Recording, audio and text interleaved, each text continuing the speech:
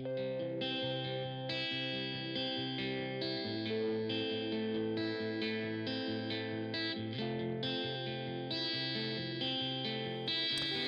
is a podcast by WellHouse Church, where we take a closer look and dig a little deeper into this week's sermon. What's going on, Bible nerds? We're talking about Ishmael and fruitfulness, so let's take a closer look. Yes, but before we do, I want to apologize to our listeners. Last week, we recorded our podcast for a closer look before I recorded the story. The story never went out because there was a problem. Technical difficulty. So the story never went out. This is what happens when you don't have a set up and tear down team and like an editing team. And when you don't have a full team to help you with this stuff and you're just doing it between 2/3 people, sometimes you have these things happen. You miss some stuff. So it didn't go out. So if you were wondering about that, I apologize. It will be up now because I'm taking both stories and putting them in yesterday's story. So I'll tell both of these stories parallel to one another. So if you're curious about last week's story and this week's story, you can find it in yesterday's story. Not yesterday's, last week's. I'm sorry. Yesterday's story will have both. You're right. My bad. The week before and last week's. Yeah, my bad. So, but on that same line, the podcast went out. And so, we talked about like the promise of fruitfulness from Abram through Isaac. Mm-hmm. Well, today, I want to talk about the second half of this chapter because there's something really unique that happens in the second half of this chapter. The first half of the chapter is God says, hey, I'm going to make you fruitful. And you're going to have a son, and it's going to be Isaac.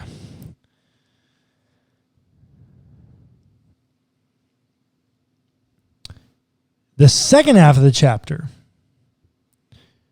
beginning in verse 15, the text says, God said to Abraham, as for Sarai, your wife, you shall not call her Sarai, but Sarah shall be her name.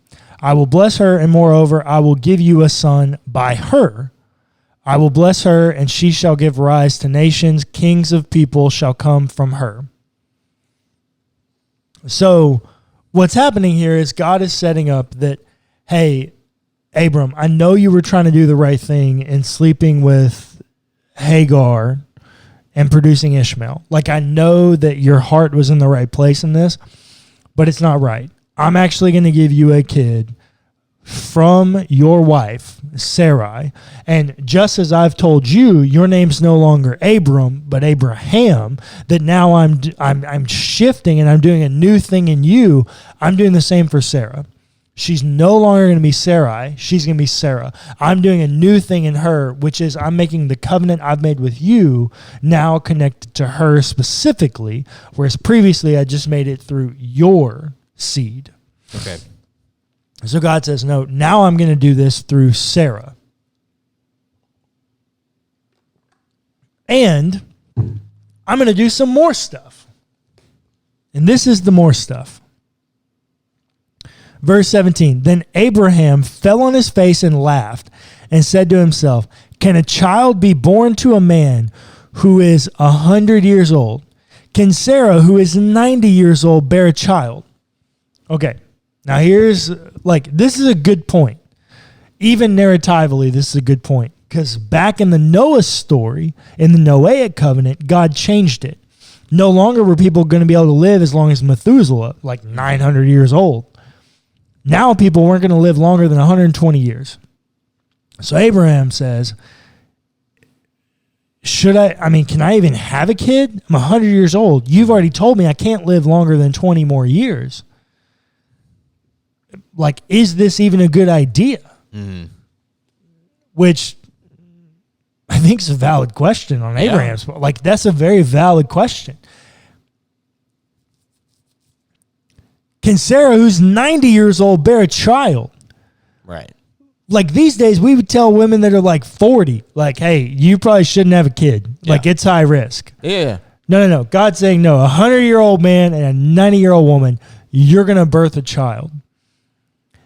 And so Abram says, Verse 18, and Abraham said to God, "Oh, that Ishmael might live in your sight." So what is Abraham actually saying in this moment? In that verse? Yes. No, like in all of Abraham's response to God. Okay. So maybe, I get it. He's advocating that Ishmael be the one that passes the covenant. Yes. He's doing the same thing that Moses does in almost like debating with God. Mm-hmm. Hey, no. I don't think, God, I think you missed the piece. Like, why don't we just let Ishmael be this covenant? I'm like, why don't we just let this happen through Ishmael? Mm-hmm. This makes more sense. He's already born. Sarah was on board with it. Mm-hmm. Like, let's just do this way. What happens? God says no. Yeah. I think there's a reason that God says no. And I realize that this will ask some questions for people because it asks questions for me.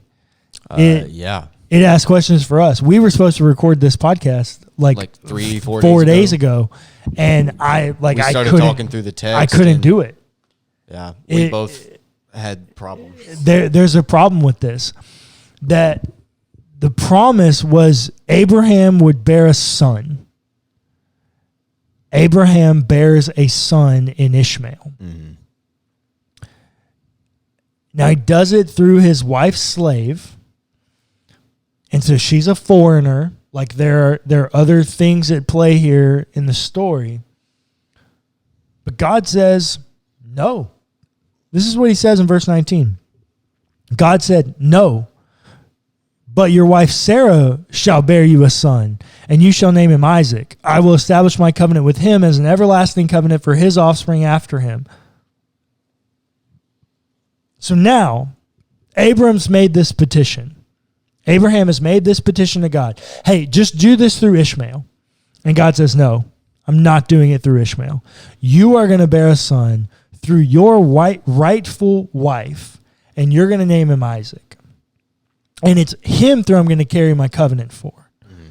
It's him that like my grand plan is going to happen through. And I think that's important because in each moment where we look at these stories, lots of times we look at them and go, I got no idea why God allows the things to happen in these stories to happen. Yeah. But the other thing I have to continue to hold to is that as much as I don't understand what's happening in these stories, I don't understand what God is doing, Yahweh gave me Jesus. Right. Through this covenant. Yeah. Like there must be something at play here that I don't understand, and I'm okay with that because it gave me Jesus. If all I had was the God of the Old Testament without Jesus, I would not be a pastor. Right. Jesus is the reason that I'm a Christian. Jesus is the reason that I still ascribe to this book. We are called Christians because of Jesus. Right. There's a reason. But, and this is a huge piece for me. Verse 20. As for Ishmael, I have heard you. I will bless him and make him fruitful and exceedingly numerous. He shall be the father of 12 princes, and I will make him a great nation. But my covenant I will establish with Isaac, whom Sarah shall bear to you at this season next year. And when he had finished talking with him, God went up from Abraham. So before you move on, go ahead, buddy. I want to say something in Bible studies or Sunday school / Bible studies / the Bible curriculum that we went through in our homeschool program. I don't know what it is, but I guess some way that the story was told, I almost had the view that Ishmael was the bad guy. Oh, interesting. I had this construct that I guess maybe because I knew the history that Islam came from Ishmael, and maybe it had some sort of like religious bias attached to it. I don't know. Mm-hmm. But the way that the story was told and the way that I had always picked up on it was that God did not favor Ishmael. Interesting. That is just not the way that the text sets it up. Not at all. And I'm wondering who else out there always had that same thing in the back of their head. If you felt that way, let us know in the comments. Yeah. If you felt that way, let us know in the comments. Because I am really curious. Was that just me? No. Okay, so you had that experience too. Yes, and I've had this conversation with other people who have said, yes, that was my experience as well. Okay, so I'm not alone in this. No, but I do want you to think critically about the faith tradition you grew up in, right, and why you would have made up that narrative. I wonder, this might be my social work brain. Okay. I wonder if it is some sort of religious bias, knowing the history. Because that's fairly common knowledge. Mm-hmm. They're called the Abrahamic religions for a reason, right? Right. And I'm wondering if that is just the lens through which it is taught. And that's just how I picked it up. I don't know. I think it's much more simple than that. Okay. I still think that is a very valid position. I want to say that. Yes. And I don't think you're far off from what's happening. I think in the faith tradition that we grew up in, the primary motivation of all of the life of faith was to be right. Think back over your childhood and what you, like the Christian experience you were given. Was it not, this is how we tell people we are right and they are wrong? Yes, very much so. That's why you made up this narrative that Ishmael's the bad guy, because he's not right. The text doesn't tell you that. No. Tradition told you that. And in fact, when we were talking through this text, when we were supposed to record it, that was the verse that gave me lots of problems. And for me, it's the verse that gives me lots of hope on this side of it. Because here's what I noticed. Well, hold on. The reason I had problems was because in the way that it seems like God is setting this up, the covenant cannot be passed to Ishmael and cannot participate in any way. Right? That's the way it sounds. Mm-hmm. So that was my problem. Well, I don't know that problem's alleviated for you. Okay.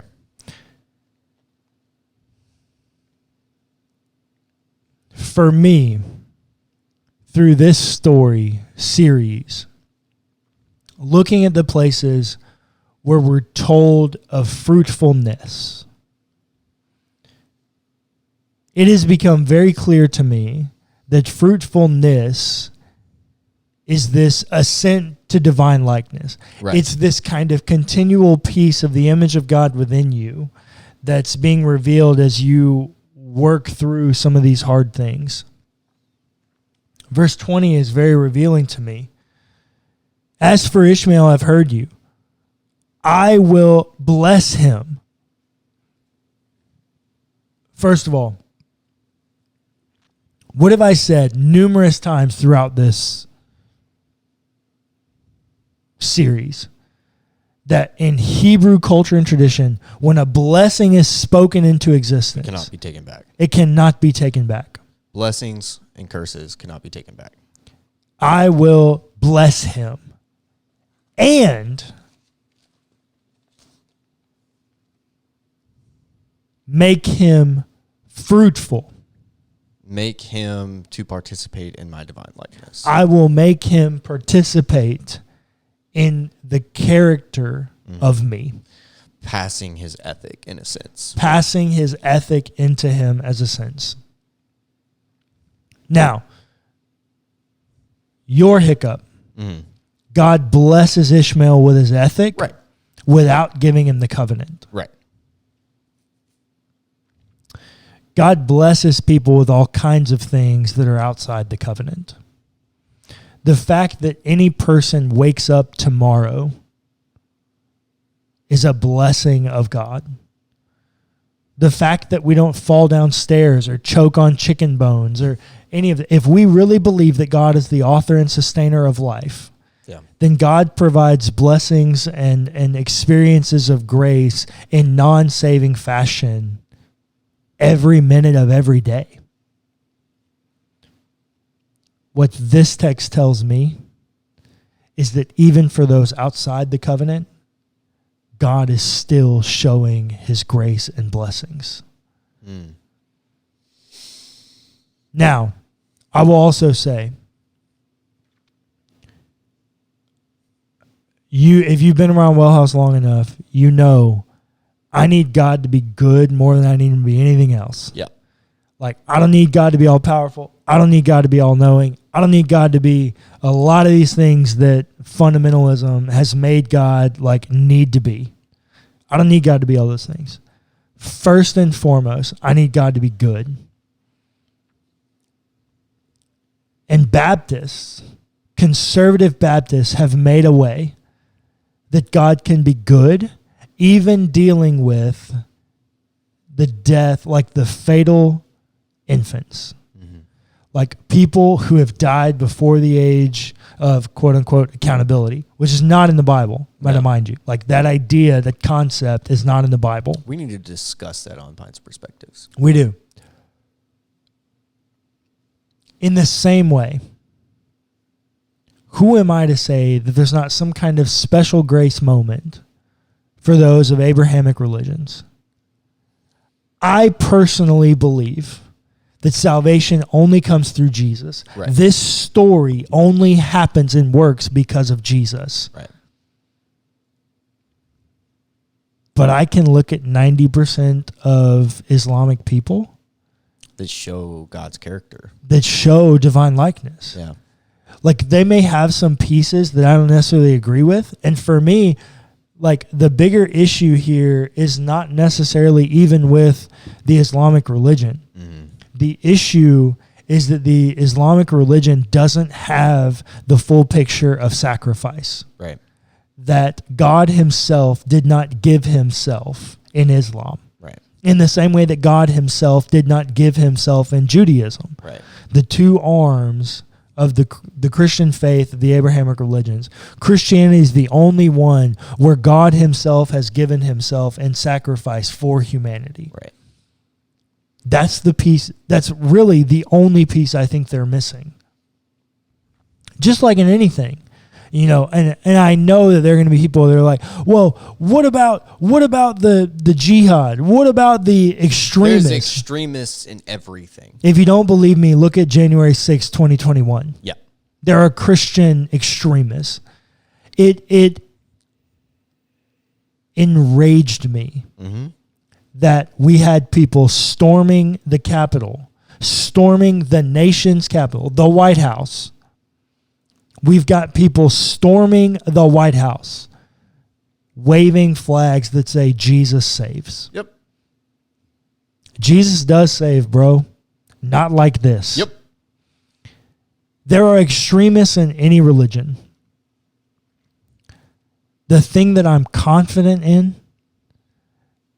and the thing that I love about God is that even in moments of tragedy, even in moments where we can't fully comprehend what's happening, and I'm okay saying, hey, I don't really understand all that's happening here, but I'm willing to have faith in this moment of doubt. because this story gave me Jesus. And in giving me Jesus, I can look at this and go, God, I don't know why you couldn't make it happen through Ishmael. I don't know why you cast him out and he's outside the covenant. I don't know why that happened. But even in light of that, thank you so much that you give blessing and fruitfulness to those outside the covenant. That your goodness is bigger than just those who've conformed to what you've asked them to conform to. That your grace and goodness are embodied in you so much that even those outside of your will are cared for and given fruitfulness to pursue in their divine image and likeness.